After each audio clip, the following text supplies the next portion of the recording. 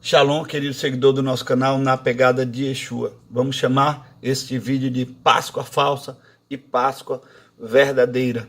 Nós, nesta semana, celebramos, seja toda a comunidade, a família cristã brasileira e mundial, sejam católicos ou evangélicos, a Páscoa, a morte e a ressurreição do Cordeiro de Deus.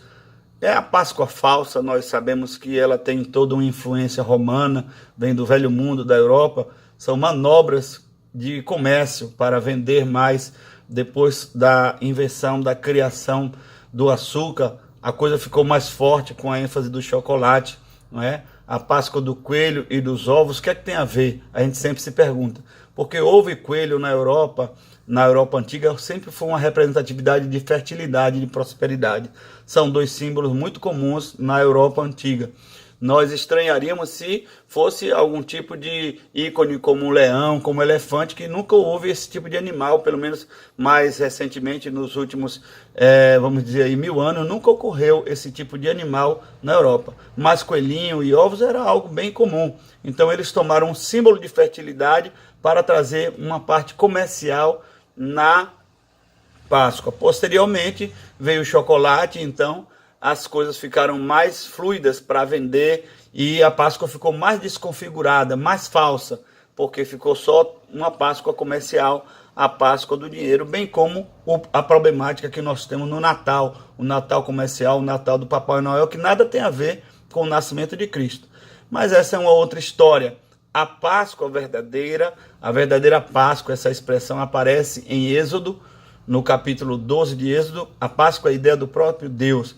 A Páscoa ocorre exatamente na 10ª praga do Egito.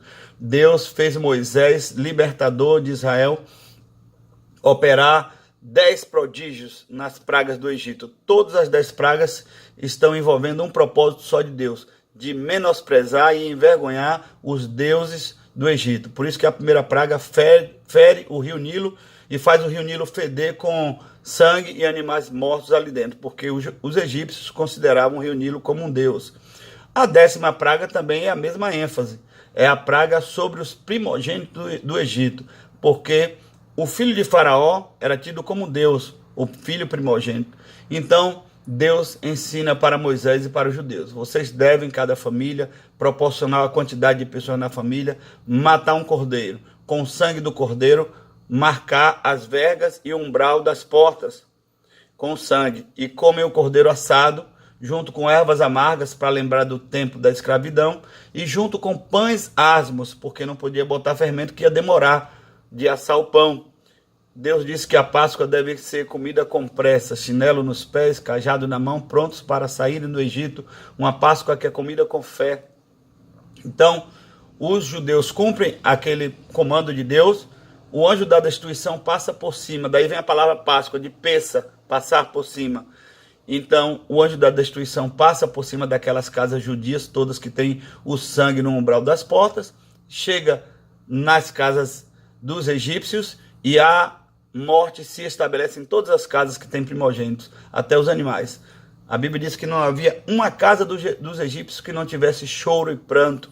E naquele momento foi um momento da libertação de 450 anos de escravidão, que Deus operou aquele grande livramento, aquele grande sinal profético na vida dos judeus. A Bíblia diz que a Páscoa é um memorial perpétuo, sempre deve se celebrar a Páscoa. E o nosso Brasil aqui no Ocidente herdou essa bênção dessa celebração, apesar de ter uma Páscoa falsa aí, mas a gente separa o joio do trigo, não é? E discerne com graça. Hoje a nossa Páscoa foi atualizada. 1500 anos depois de Moisés vem Jesus Cristo, o Cordeiro de Deus, o Cordeiro definitivo, não é? A nossa verdadeira Páscoa. Ele que morreu e ressuscitou, e ele como Cordeiro não teve seu sangue passado no umbral das portas, mas sim o sangue dele foi derramado no Calvário. Por isso a palavra do Senhor declara: porque Deus amou o mundo de tal maneira que deu seu Filho unigênito, para que todo aquele que nele crê não pereça, mas tenha vida eterna. Bem disse João Batista: eis o Cordeiro de Deus que tira o pecado do mundo. Essa é a verdadeira Páscoa. Shalom e paz para a sua família. Deus te abençoe.